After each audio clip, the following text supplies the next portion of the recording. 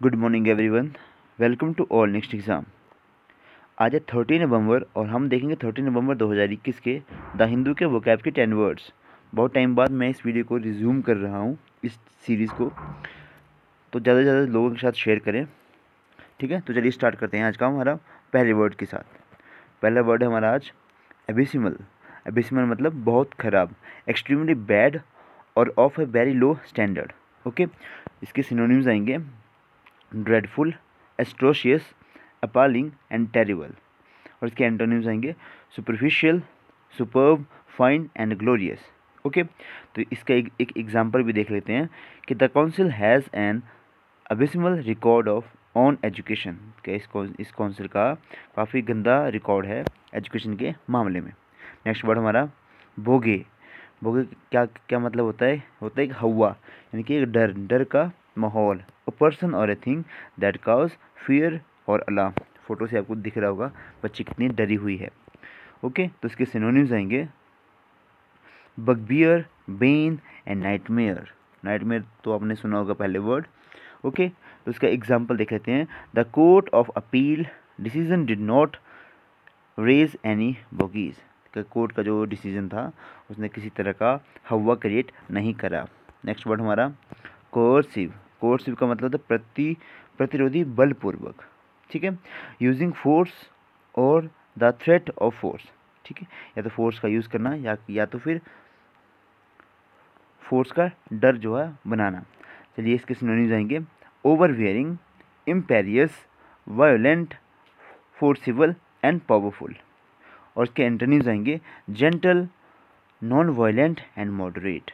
Non violent काफ़ी अच्छा word है, तो इसका एग्जांपल देख लेते हैं। The threat of force is sometimes a necessary component of coercive diplomacy. कि कभी कभी जो है डर जो है वो जरूरी रहता है। ठीक है, चलिए अगला देखते हैं टीनेशियस। टीनेशियस का क्या मतलब है अटल, परसिस्टिंग इन एग्जिस्टेंस। ओके, तो इसके सिनोनिम्स आएंगे परसर्विंग, परसिस्टेंट एंड डिटरमाइंड। डिटरमाइंड यानी कि दृढ़ निश्चय वाला। चलिए अगला आएंगे इसके एंटोनिम्स। तो इसका वीक और इररेजोल्यूट, जिसका कोई एक रेजोल्यूट नहीं होता। ठीक है, तो इसके एग्जांपल देख लेते हैं। His rosy view has proved remarkably tenacious. Okay, next word देखते हैं गोज। गोज या गेज, गॉज पढ़ेंगे इसको। तो इसका आएगा मापन करना किसी चीज़ का, एस्टिमेट और डिटरमाइन द अमाउंट, लेवल और वॉल्यूम। तो इसके सिनोनिम्स आएंगे कंप्यूट करना, वर्कआउट और कैलकुलेट करना। इसका एग्जांपल देख लेते हैं।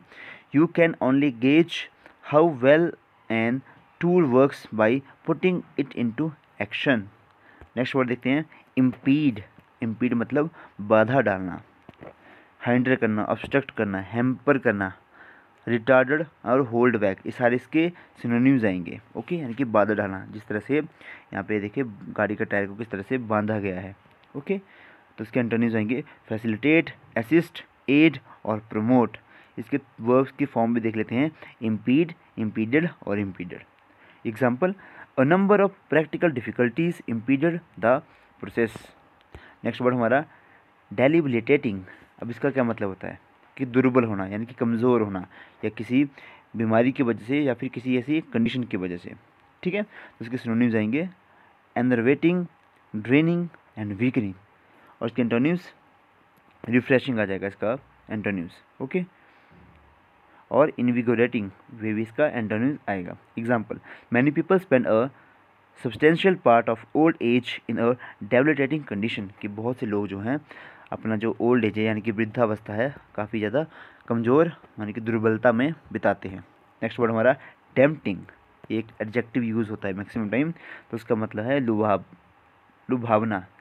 ठीक है, ये पीस ऑफ जो भी है ये ब्रेड का, इसको किस तरह से लुभा रहा है। ठीक है, appealing to attracting someone even if wrong और अनवाइज। अब इसको पता है कि गलत चीज़ है फिर भी इसको अट्रैक्ट कर रही है। ठीक है, मेनली फास्ट फूड हमें काफ़ी ज़्यादा अट्रैक्ट करता है। चलिए सिनोनिम्स देखते हैं एंटिसिंग, फैसिनेटिंग एंड कैप्टिवेटिंग। और इसके एंटोनिम्स अनडिजायरेबल, अन इन्वेंटिंग और डिस्टेस्टफुल।